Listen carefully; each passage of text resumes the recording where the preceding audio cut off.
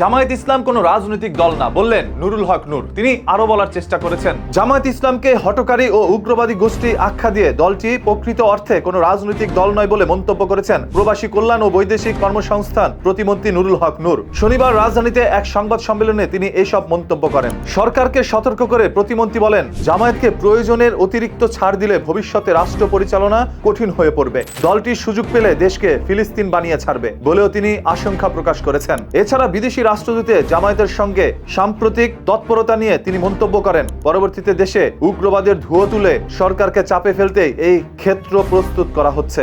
জামায়াত ইসলামকে কোনো রাজনৈতিক দল না এটা আখ্যা দিয়ে তিনি যে কথাগুলো বলেছেন, এই কথাগুলো আপনাদের কাছে কি মনে হচ্ছে? এই নুরুল হক নূর একটা সময় জামায়াত ইসলামের পক্ষে কথা বলেছিলেন, একটা সময় তাদের সাথে মিলেই তিনি আগে বাড়িয়েছিলেন। যত ধরনের আন্দোলন ছিল জামায়াত ইসলাম ছিল তার সহকারী, এমনই কিছু তথ্য আমরা অতীতে জানতে পেরেছিলাম। এই নুরুল হক নূরই জামায়াত ইসলামের পক্ষে এত সাফাই গাওয়ার পর আজ আবার সেই জামায়াত ইসলামকে দেশ থেকে বা রাজনীতি থেকে উচ্ছেদ করার এক নতুন পরিকল্পনা এঁকেছেন জনাব নুরুল হক নূর। যেহেতু তিনি একজন মন্ত্রী, সেহেতু সেই মন্ত্রী মহোদয়ের কাছে আমাদের একটি প্রশ্ন। একটা সময় আপনাকে বাংলাদেশের এত এত মানুষ ভালোবাসত, পছন্দ করত, আপনি একজন সাহসী মানুষ ছিলেন। সেই নিম্নবিত্ত একটি পরিবার থেকে উঠে আসা আজ একজন মন্ত্রী নুরুল হক নূর মানুষকে শিখিয়ে দিয়েছে, আসলে আপনার যদি ইচ্ছে শক্তি থাকে এবং সেই ইচ্ছে শক্তিতে আপনি যদি পরিশ্রম করে যান তাহলে অবশ্যই একদিন সফলতা পাবেন। সেখানে আপনার বাবা কি করতো, আপনার বংশ পরিচয় কি, সেটি দেখার বিষয় না। নুরুল হক নূর হয়তোবা বাংলাদেশের অসংখ্য নতুন প্রজন্মের আইডলও হতে পারেন। তাকে অনুসরণ করে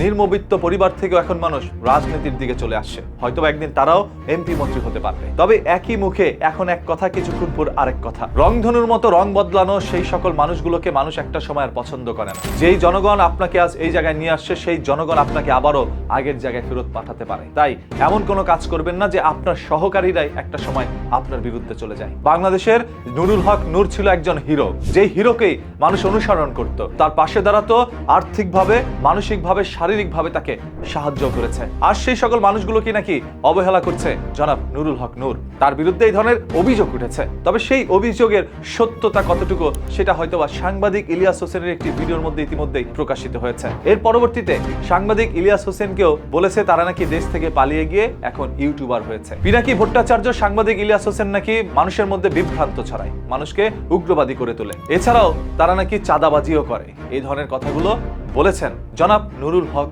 নূর ভাই। তবে যে যাই বলুক, ওই ভিডিওর মাধ্যমে নুরুল হক নূরের কিন্তু উপকারী হয়েছে। মানুষ জানতো না তিনি কত কঠিন পরিশ্রম করে আজ মন্ত্রী হয়েছে। এটা তার যোগ্যতায় হয়েছে, এমনিতেই হয়নি। তো তার কাছ থেকে অন্ততপক্ষে আমরা এই শিক্ষাটা গ্রহণ করতে পারি, আমার পরিবার যে অবস্থানই থাকুক না কেন, যদি আমার পরিশ্রম থাকে, ইচ্ছে শক্তি থাকে এবং মনের মধ্যে সাহস থাকে, তাহলে একদিন আমিও সেই সফলতা অর্জন করতে পারবো যেটা জনাব নুরুল হক নূর করেছেন। তারপরে এই যে জামায়াত ইসলামকে যে রাজনৈতিক দল না আখ্যা দিয়েছেন এবং রাজনৈতিক দল জামায়াত ইসলামকে যদি বেশি ছাড় দেওয়া হয় তাহলে এই সরকারের সামনে বিপদ আছে, এই ধরনের কথাগুলো আপনাদের কাছে কি মনে হচ্ছে কমেন্ট করে জানান। আর ভিডিওটি শেয়ার করেন যাতে করে মানুষ এই তথ্যগুলো জানতে পারে। প্রতিদিনের ঘটে যাওয়া সকল ঘটনা, দুর্ঘটনা, লুকোনো সত্য জানতে পেজটাকে এখনই ফলো করে রাখেন।